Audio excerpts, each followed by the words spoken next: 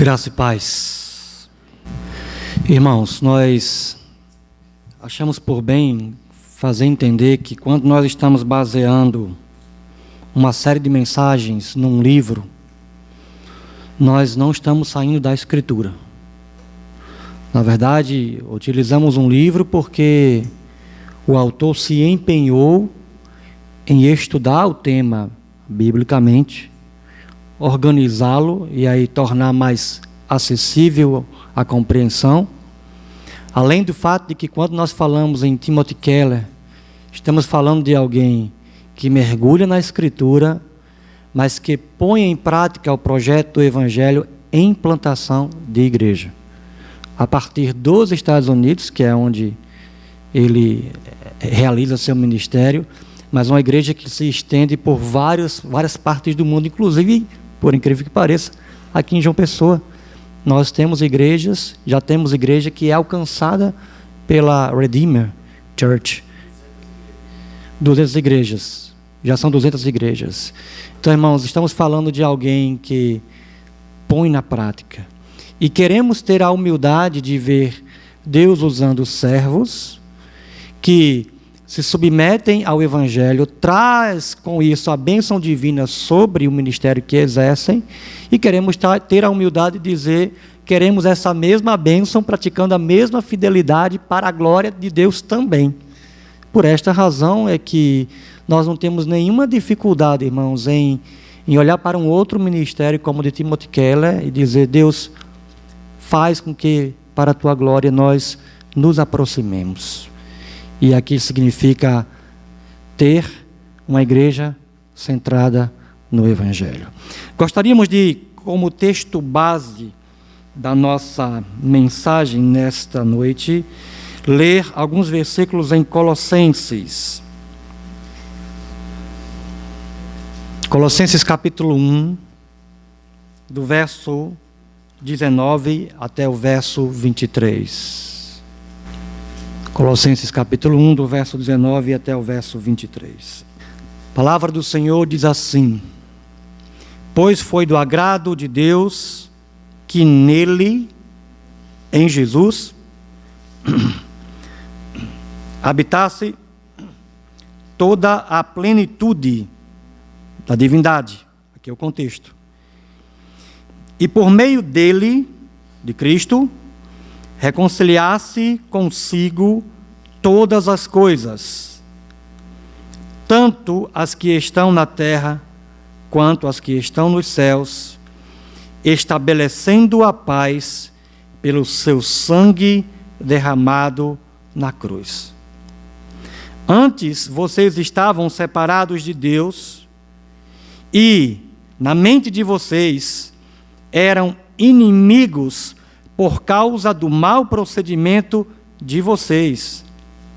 Mas agora Ele os reconciliou pelo corpo físico de Cristo, mediante a morte, para apresentá-los diante dele, santos, inculpáveis e livres de qualquer acusação, desde que continuem alicerçados e firmes na fé, sem se afastarem da esperança do Evangelho, que vocês ouviram e que tem sido proclamado a todos os que estão debaixo do céu.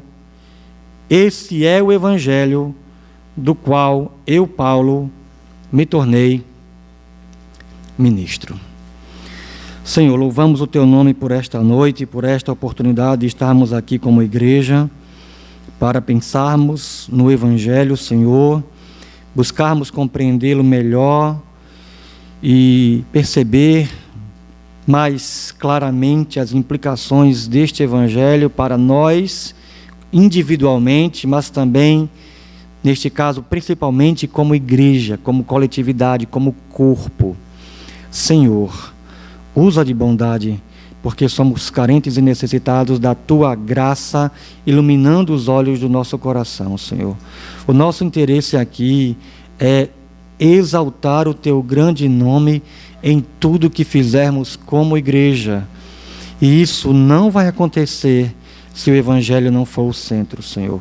Por isso eu imploro em nome de Jesus que esta série seja usada por Ti para nos fazer entender a Tua expectativa como igreja que somos, centrada no Evangelho. Honra Teu nome, Senhor, nesta noite, em nome de Jesus, é o que nós Te pedimos. Amém e amém. Muito bem, nós gostaríamos que a mensagem desta noite tivesse um fio condutor que fosse uma pergunta: o que é o Evangelho? E essa pergunta vai ser trabalhada a partir dos pontos que, se você estiver aí com o boletim em mãos, você poderá acompanhar e aí anotar o que você entender ser mais útil diante de tudo que for falado. Porém, quando falamos que queremos ministrar a partir de uma pergunta, o que é o Evangelho? Afinal de contas, queremos pensar numa igreja centrada no Evangelho, portanto, começamos com a pergunta: o que é o Evangelho? O problema é que essa pergunta parece, por demais, óbvia. Qualquer pessoa hoje, em banco de igreja evangélica, seria capaz de responder a esta pergunta. E essa observação faz com que se levante a dúvida se nós não estaríamos chovendo no molhado, ou seja, dizendo o que todo mundo já sabe. O problema, irmãos, com essa ideia que, infelizmente, com pesar no coração, eu digo que é um tanto ingênua achar que a maioria das pessoas nos bancos de nossas igrejas evangélicas podem dizer o que é o Evangelho. O problema dessa compreensão é que não está percebendo criticamente o que está acontecendo no Brasil. O que nós temos no Brasil, irmãos, não é o crescimento do Evangelho quando você pensa em crescimento de igreja evangélica. Gostaríamos de dar a grande notícia de que uma coisa estaria equivalendo à outra, mas infelizmente este não é o caso. Tiaguinho, por exemplo, estava falando pela manhã do testemunho de quando ele e o pastor Renan estiveram em Joinville, e o que caracteriza as igrejas ali são o movimento de apóstolo e o movimento da teologia neopentecostal. E, meus irmãos, a coisa é tão séria neste sentido, em termos de do que está acontecendo no Brasil, que quando se pensa em igreja evangélica, eu sou muito honesto com os irmãos, quando eu digo, eu não sei se eu me alegro ou se eu me angustio, porque o verdadeiro Evangelho não é a mensagem norteadora do que está acontecendo. É por esta razão, irmãos, que nós não queremos ser ingênuos e queremos pôr novamente a pergunta e recolocá-la sempre. Não porque vamos reinventar o Evangelho, que Deus nos guarde até o fim, que nunca venha sobre nós o anátema que o apóstolo Paulo pronunciou, que se nós pregarmos um outro Evangelho, além daquele que já foi pregado, seja amaldiçoado. Que Deus guarde o ministério desta igreja até o fim.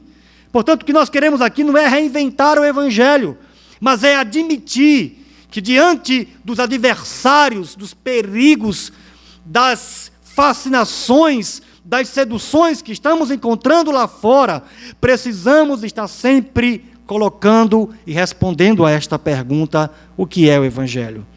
Pergunta esta que vai nortear a nossa mensagem nesta noite. E diante disso, primeiro ponto que os irmãos podem acompanhar com o boletim: o Evangelho não corresponde a tudo. Segundo ponto, o Evangelho não é algo simples. Terceiro ponto, o Evangelho influencia todas as coisas. Vamos começar então com essa ideia de que o Evangelho não corresponde a tudo. O Evangelho não corresponde a tudo o quê? A tudo que está na Bíblia. Nem tudo que está na Bíblia é Evangelho. Como assim? Simples. A própria Escritura nos apresenta as distorções do Evangelho. A própria Escritura mostra, irmãos, a má intenção de pessoas que propositalmente misturam a palavra de Deus com pensamentos humanos, para não dizer pensamentos demoníacos. Desde o Antigo Testamento, por exemplo, nos deparamos com falsos profetas. E uma das coisas que os profetas de Deus faziam era apresentar ao povo a mensagem dos falsos profetas, a fim de que esta mensagem pudesse ser identificada e comparada com a verdadeira. O Novo Testamento fará a mesma coisa. Boa parte das epístolas de Paulo, por exemplo, é escrita para combater distorções. Como se isso não fosse suficiente, nós temos na própria Escritura Satanás interpretando a palavra de Deus. E não há nem do que se discutir de que a interpretação satânica é distorção.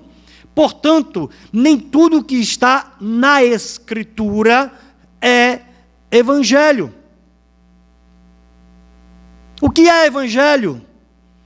Podemos colocar, ou começar colocando, irmãos, que o Evangelho é uma boa notícia, não um bom conselho. Eu posso muito bem pegar uma pessoa que está com um problema na família e dar um conselho bíblico. Afinal de contas, se Deus criou a família, Deus sabe como ela funciona. E esse conselho bíblico ajudar. Esse conselho bíblico resolver o problema daquela família. Mas nem por isso eu preguei o Evangelho. É aqui que nós precisamos começar a aprender a diferença, ou pelo menos renovar a nossa compreensão da diferença. O Evangelho é uma boa notícia, em primeiro lugar.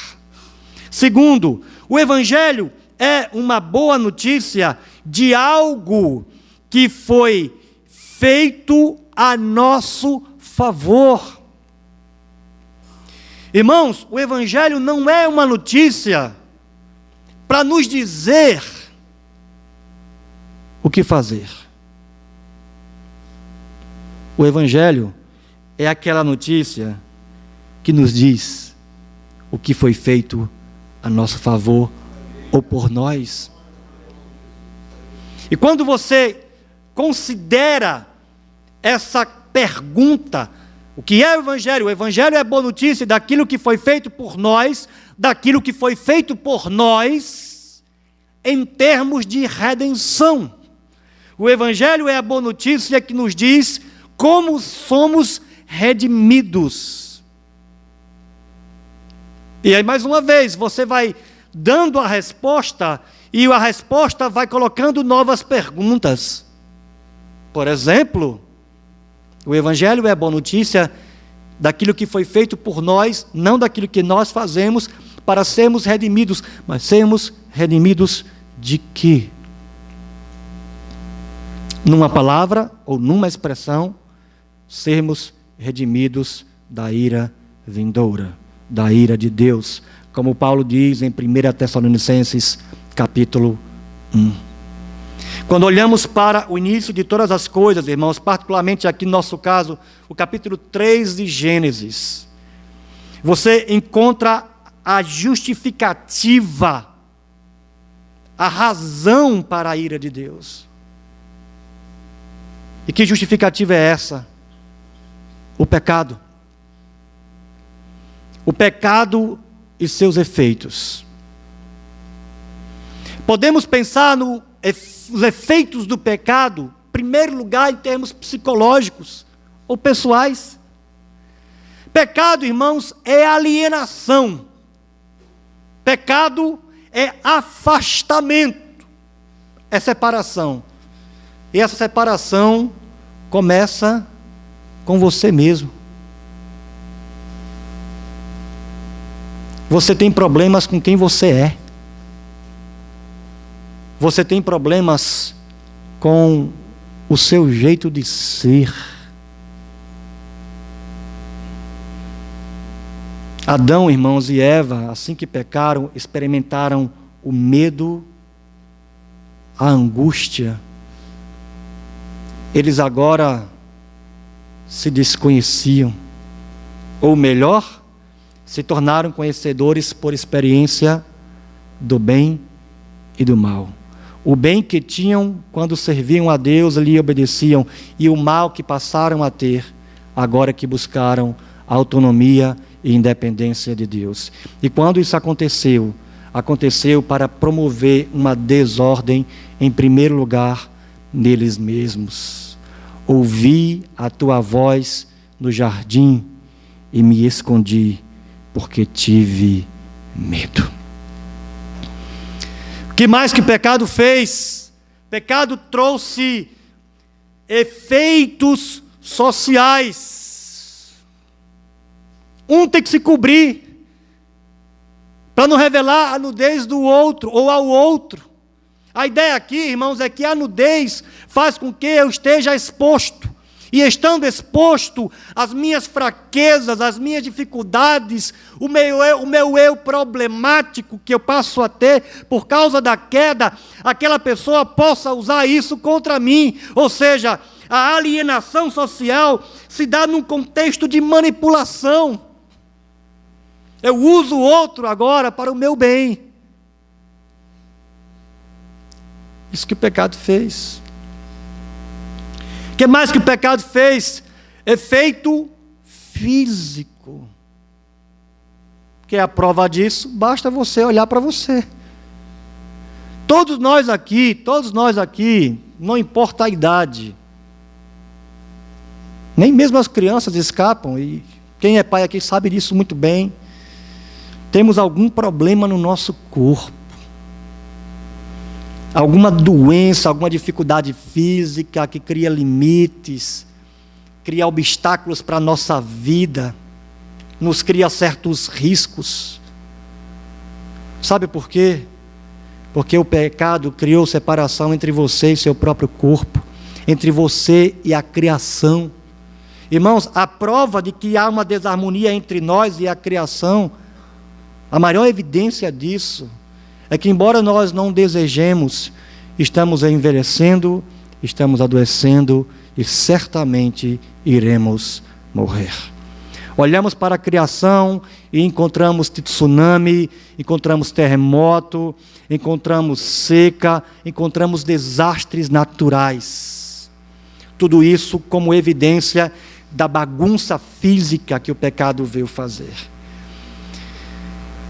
Mas ainda não temos o ápice. Porque o ápice foi o que o pecado fez no nosso relacionamento com Deus. O efeito espiritual que o pecado provocou, nos afastando de Deus. Onde? Tudo isso que nós falamos até agora, em termos de efeito do pecado, não é outra coisa senão o efeito de algo anterior, muito mais sério, que é a própria alienação que temos com relação a Deus. O que é o Evangelho? O Evangelho é a boa notícia que nos diz como todos esses efeitos do pecado e da ira de Deus sobre nós são resolvidos por Jesus. Diante disso, eu gostaria de considerar com os irmãos rapidamente algumas implicações. Primeira delas, o Evangelho não são os seus resultados. O que é que o Evangelho veio fazer por mim e por você? O Evangelho veio nos salvar. Veio resolver todos esses conflitos e alienações que experimentamos. De forma que você não pode separar o Evangelho do que ele faz. Mas você também não pode confundir o Evangelho com o que ele faz. O Evangelho é a boa notícia. Quando você crê nessa boa notícia, essa boa notícia tem efeitos que certamente virão, mas que não podem ser confundidos ou misturados como se fossem a mesma coisa. Quando nós compreendemos o que é o Evangelho, por exemplo, você entende que as obras são efeito. Você não coloca as obras juntas do Evangelho, como se o Evangelho precisasse ser completado. As obras são praticadas como o efeito do benefício que o Evangelho trouxe de nos reconciliar com Deus.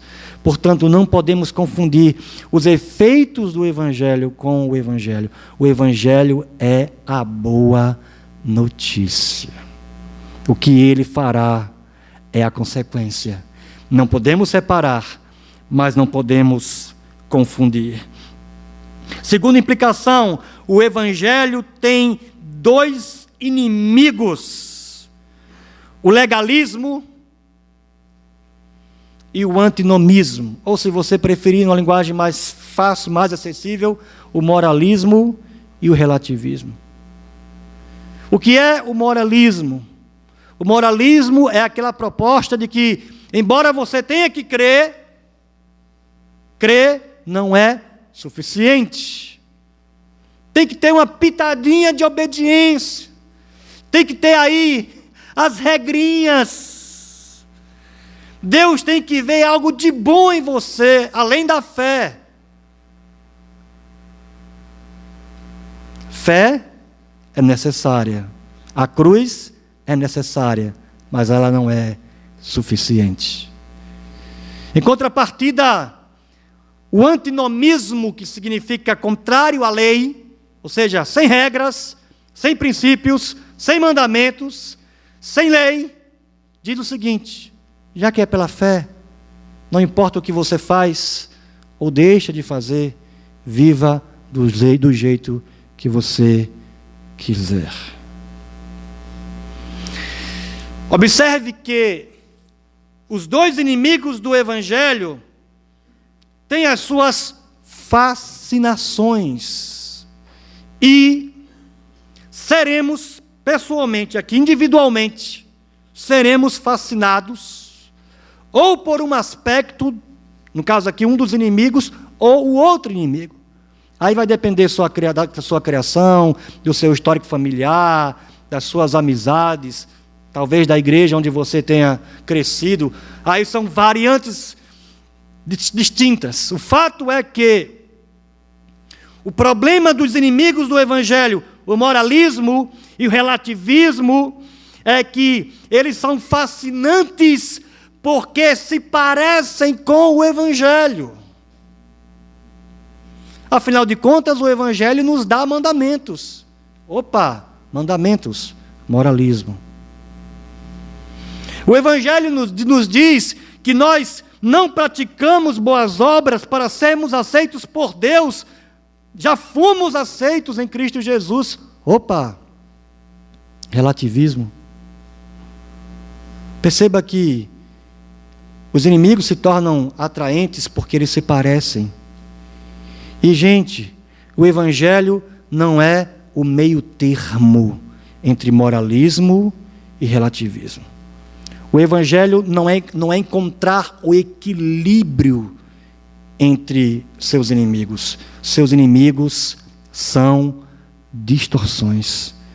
O que nós queremos perceber é o que é o Evangelho e como o Evangelho é diferente de moralismo e de relativismo.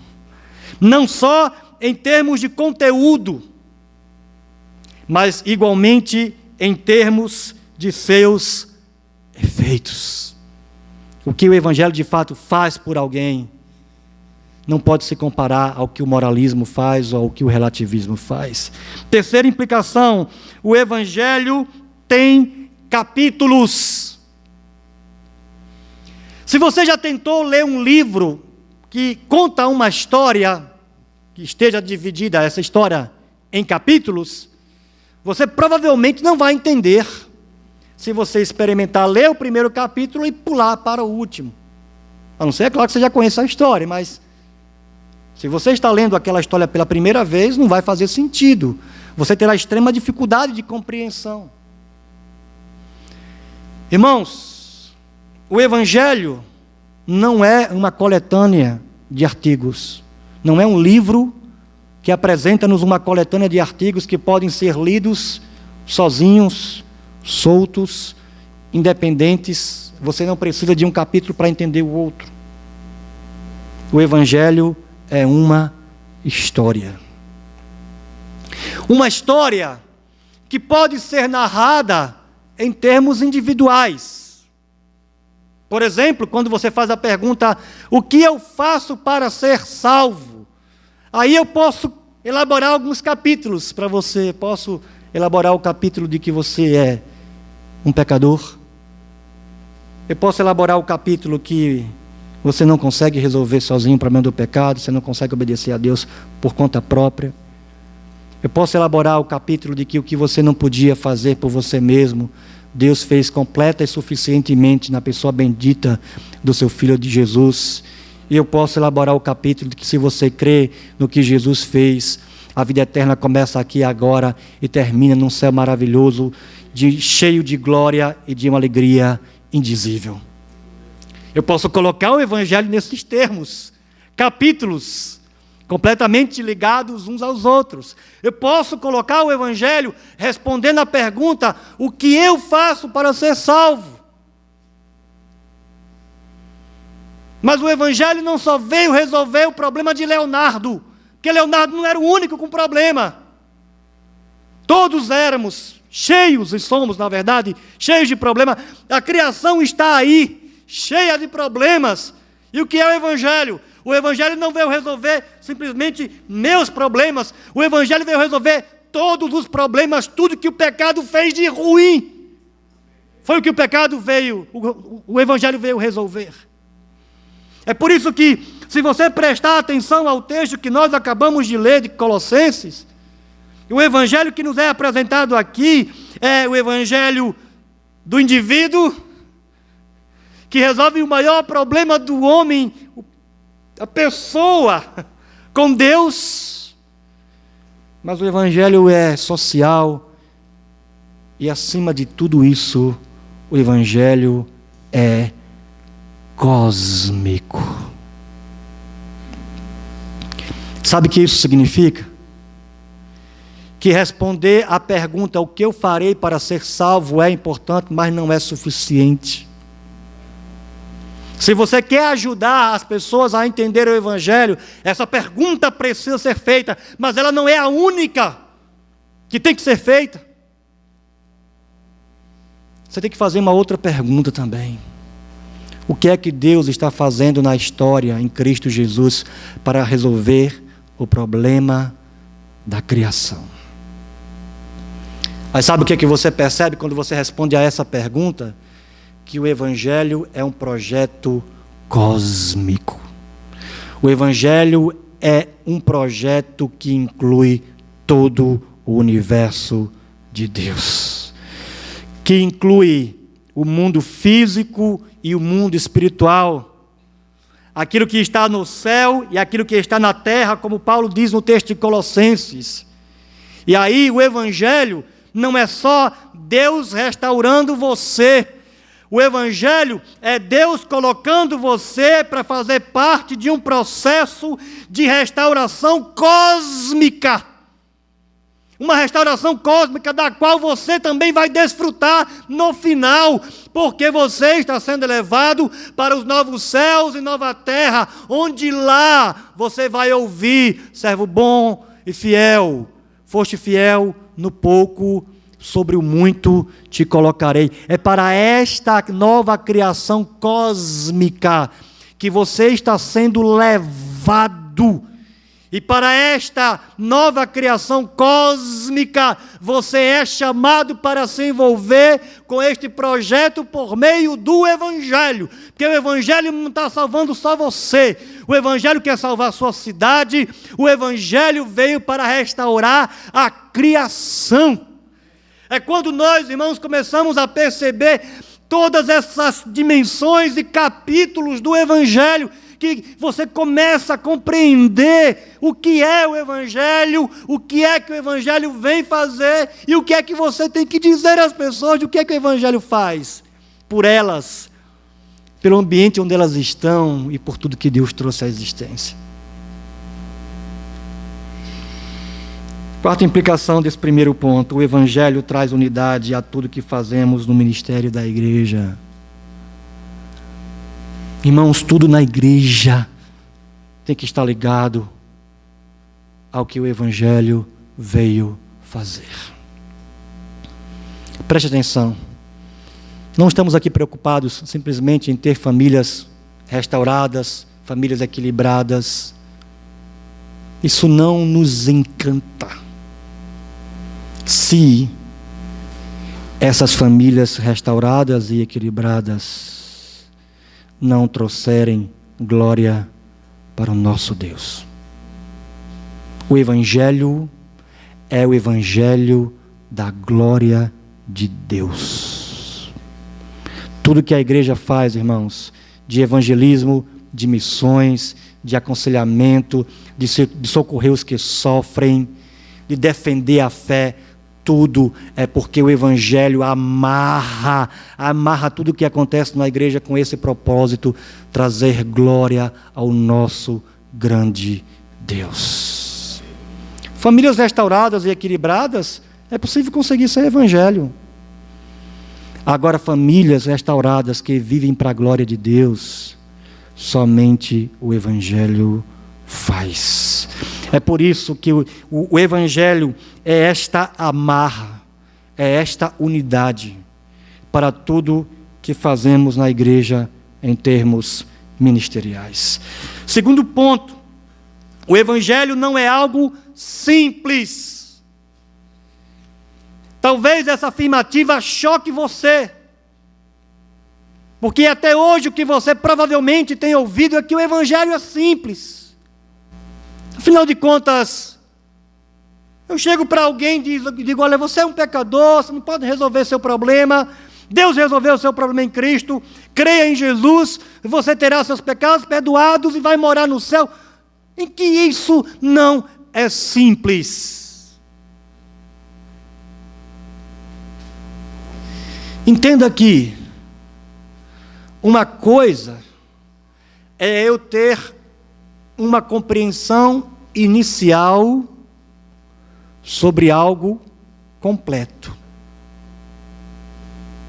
Por exemplo, eu vou fazer o Enem, depois eu vou usar a minha nota para escolher um curso daqueles que me são possíveis. Quando você vai lá para o perfil do curso, você vai ler o que é que o curso faz, o que é que o curso prepara em termos de profissionais, quais são as áreas de atuação que aquele curso vai habilitar você. Você está tendo uma compreensão inicial, uma compreensão que vai lhe sugerir o curso mais apropriado para as suas inclinações ou para o que você deseja. Uma coisa é eu trazer uma pessoa com uma mensagem simples para o início da compreensão do Evangelho. Mas compreender o Evangelho é um projeto para a vida toda. Eu gostaria de dar 3 exemplos que eu acredito serem suficientes, que provem isso. Eu posso apresentar o Evangelho com a mensagem que nos diz como retornar ao lar. Ao lar? Eu estive numa viagem recentemente, muito boa, graças a Deus, fantástica, mas lá pelo 6º dia começou meu quarto, minha casinha, minha cidade, meus amigos, meu lar. Já no 8º dia, eu não vi a hora de voltar. Todos nós, irmãos, temos esse sentimento de que nós não estamos no nosso lar. E sabe qual é o seu lar? Você foi criado para um paraíso. E não sossega enquanto não voltar. O problema do homem é que o homem tenta voltar de diversas formas para esse paraíso. Tenta voltar através do sexo, através do dinheiro, através dos relacionamentos, através das conquistas. Mas só há um caminho que faz você voltar para o Éden. E esse caminho é Jesus. Gente, o que foi que eu acabei de fazer? Eu apresentei o Evangelho na metáfora do retorno ao lar. O Evangelho também fala de uma aliança. Uma aliança que Deus havia firmado com cada um de nós, dizendo o seguinte: se você for obediente à minha proibição, você pode fazer todo o resto, só não faça isso daqui. A minha bênção e a minha vida abundante estará sobre você. É o que nós chamamos na Escritura de relacionamento pactual. Deus vem prometendo abençoá-lo, dá os mandamentos dele, e você se compromete em obedecer esses mandamentos para que a vida divina seja por você desfrutada.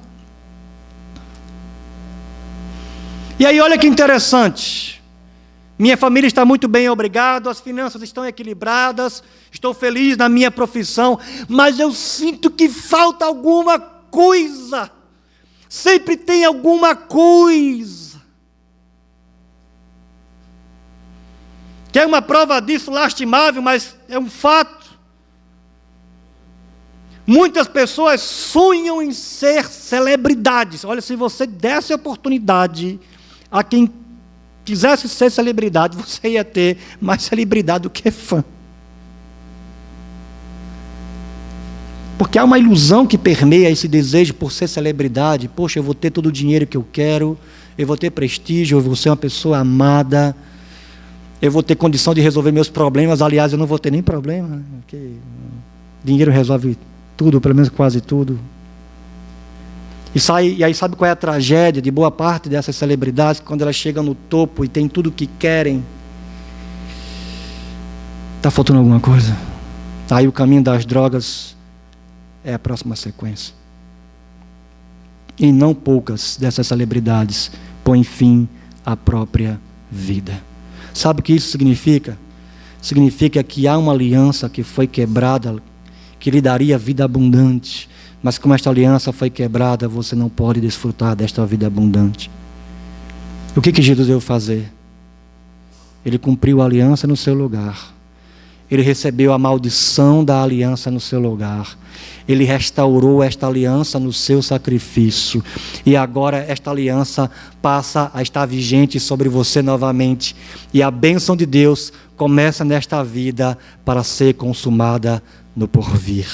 O que é isso, gente? Isto é Evangelho, que eu contei em forma de um relacionamento pactual, rompido e restaurado. Se nós formos muito honestos com nós mesmos, honestos de verdade, você não gosta do jeito que você é em alguma coisa. E eu não estou falando fisicamente não, né? Que, assim, se eu pudesse mudava o nariz, ganhava Foi me ameaçaram quando eu fui para os Estados Unidos, rapaz, esse teu nariz, cara, vai dar problema para tu lá. Essa tua cara de árabe, olha. Aí eu me assustei, rapaz, então vou comprar uma camisa I love Jesus, Brasil, para ninguém olhar para mim assim, isso aí é um homem-bomba e coisa do tipo, enfim. Irmãos, sempre temos o que mudar, mas não estou falando de mudar fisicamente. Na sua personalidade, no seu jeito de ser, você gostaria de ser diferente. Talvez você seja espreguiçado, pavio curto, gostaria de ser mais calmo, Ou talvez você é calmo demais, eu gostaria de ser uma pessoa com mais iniciativa, mais proativa, mas eu sou devagar mesmo, quase parando.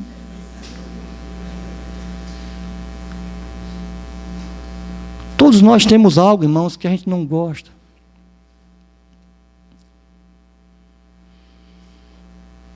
E sabe qual é o problema? Eu não consigo me livrar disso. Não consigo. Tento, mas não dá volta, a coisa me domina. Sabe o que você vive? Você vive uma coisa chamada escravidão. Você tem ídolos, alguns visíveis, notáveis, outros sutis, ídolos do coração. Como já dizia Calvino, nosso coração é uma fábrica de ídolos. E quando você tenta satisfazer esses ídolos, você percebe que não consegue. E já que você não satisfaz esses ídolos, você quer se livrar deles, mas aí você percebe que não consegue.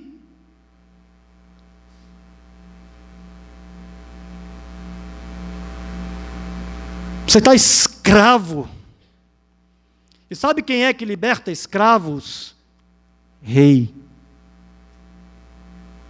Sabe o que é o Evangelho?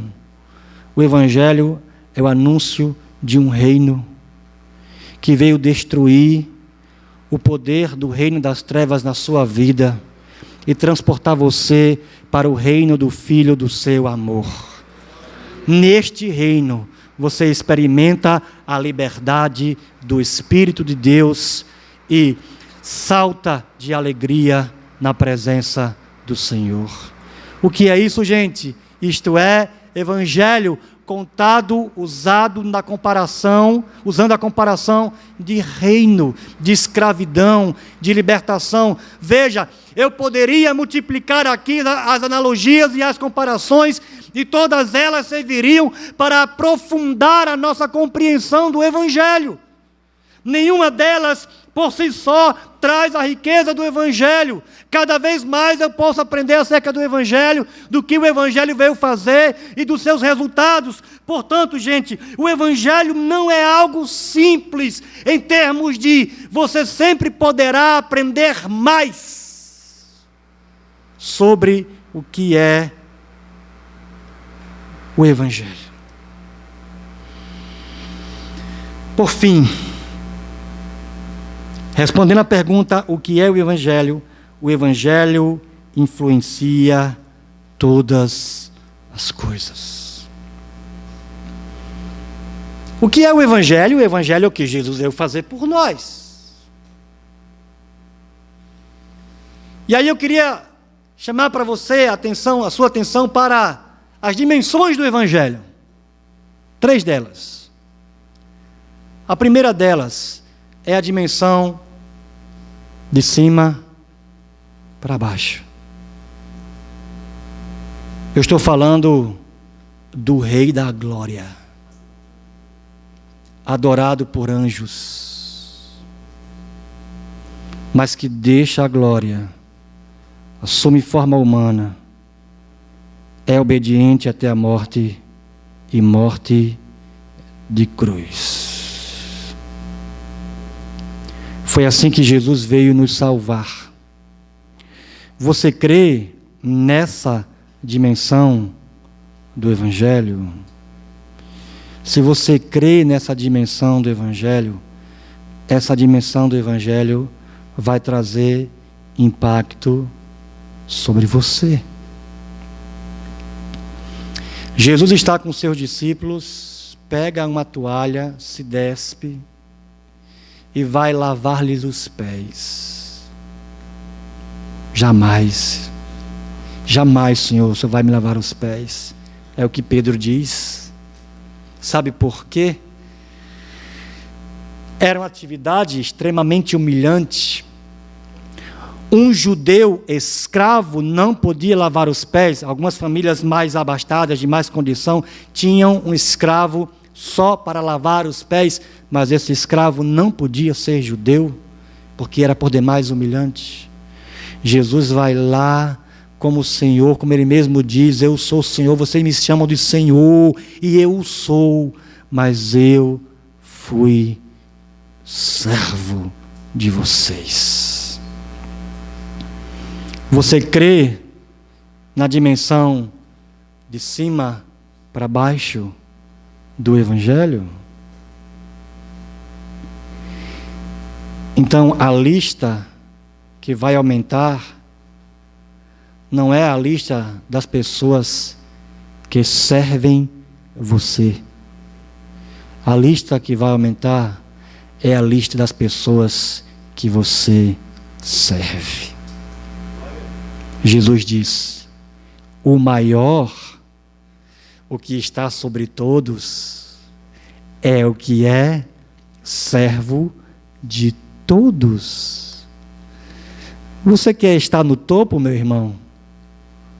Aumente a lista das pessoas que você serve, porque essa é a dimensão de cima para baixo do Evangelho. Segunda dimensão do Evangelho, o aspecto: o Evangelho é de dentro para fora.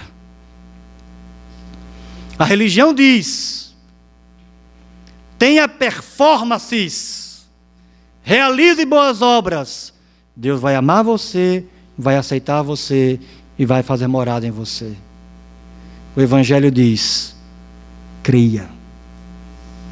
A transformação acontecerá a partir do seu coração, de dentro para fora, não para você ser aceito por Deus, mas porque você já foi aceito por Deus. Terceiro aspecto ou dimensão do Evangelho é o que Tim Keller chama de frente para trás. Você sabe por que a maioria dos judeus não conseguiu aceitar Jesus como Messias?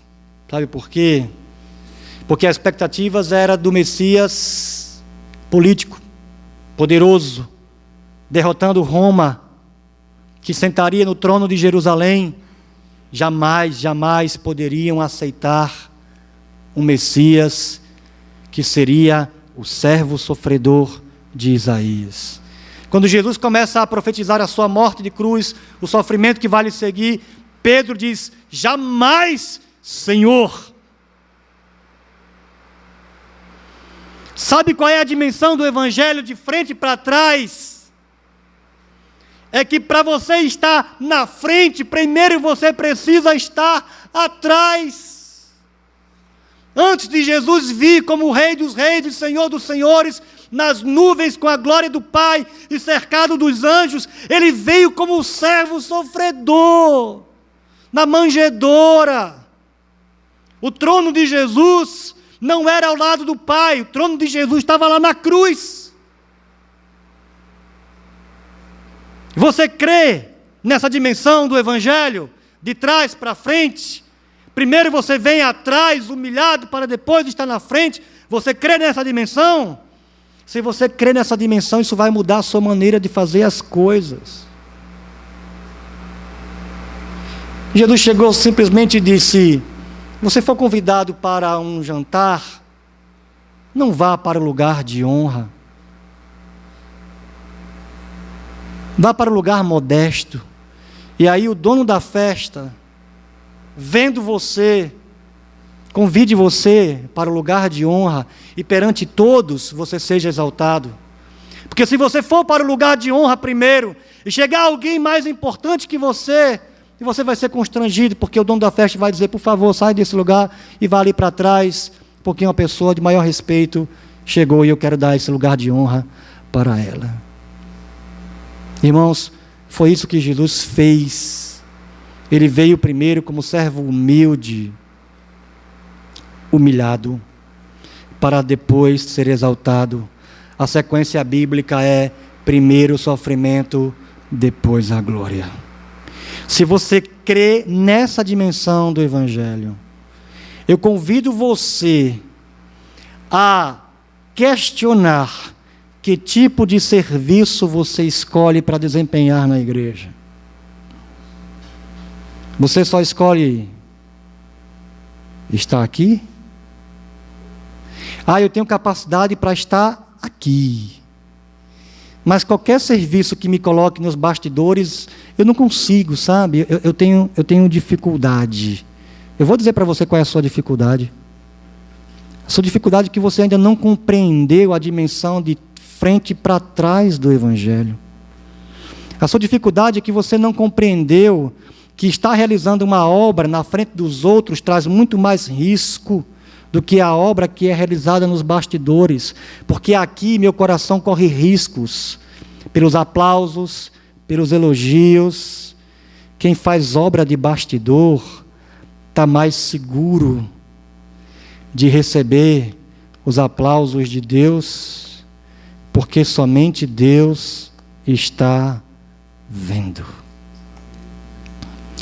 O que é que você escolhe para servir a Deus? Sugestão da dimensão do Evangelho: escolha o que for visível e o que for invisível. Não selecione o que você faz para Deus de acordo com o critério da honra ou da percepção que as pessoas terão do seu valor. Se é que você de fato deseja a verdadeira exaltação, que Deus dará àqueles que fazem a obra em oculto. Lembram quando Jesus diz: quando orar, não seja como os hipócritas, que vão para o canto das praças. Olha o que é que alguns fariseus faziam.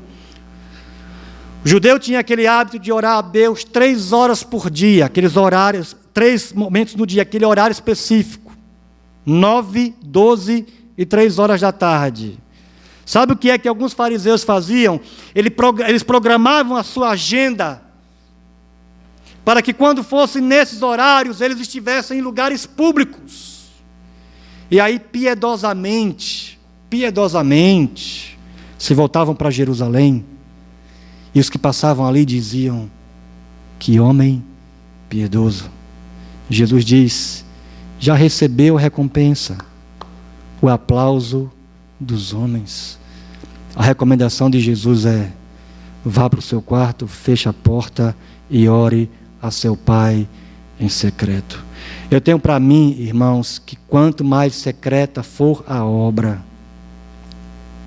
mais cheia de recompensa ela será. O que estamos fazendo na igreja IPBE está sendo visível a todos. Mas o que os nossos missionários fazem, não. Eu vou dizer aqui o que eu falei pela manhã. Eu tenho uma santa inveja de Levi e Bruna. Porque, irmãos, eles vão para um lugar que ninguém em sã consciência escolheria ir. As dificuldades, a falta de recurso, acesso à saúde limitado. Eu não escolho, irmãos. As humilhações, as dificuldades que as humilhações trazem, ou as humilhações que as dificuldades produzem, eu não escolheria. Eu tenho para mim que o galardão deles será bem maior do que o meu, porque estão levando a mentalidade de trás para frente do Evangelho até as últimas consequências. Eu gostaria de concluir com uma citação de Tim Keller. Na verdade, 2. A maioria dos nossos problemas na vida resulta da falta de orientação e adequada direção do Evangelho. As patologias da igreja e os padrões pecaminosos em nossa vida particular, basicamente, acontecem por uma falha em analisarmos as implicações profundas do Evangelho e em compreendermos e crermos nele cada vez mais. É isso que queremos ser como igreja, irmãos. Uma igreja que compreende o Evangelho cada vez mais, para nele crer e nele encontrar as respostas que precisamos ter para viver cada vez mais para a glória de Deus. Keller também diz: quando o Evangelho é exposto e aplicado em sua plenitude em qualquer igreja, essa igreja parecerá bem singular. Não queremos ser uma igreja tradicionalmente evangélica. Não queremos ser uma igreja presbiteriana do Brasil. Não é isso, irmãos, que definitivamente fascina os nossos olhos e enche o nosso coração do desejo. O que nós queremos é ser uma igreja centrada no Evangelho. Porque se isso acontecer, individualmente e como igreja, viveremos para a glória de Deus em todas as coisas. Vamos orar.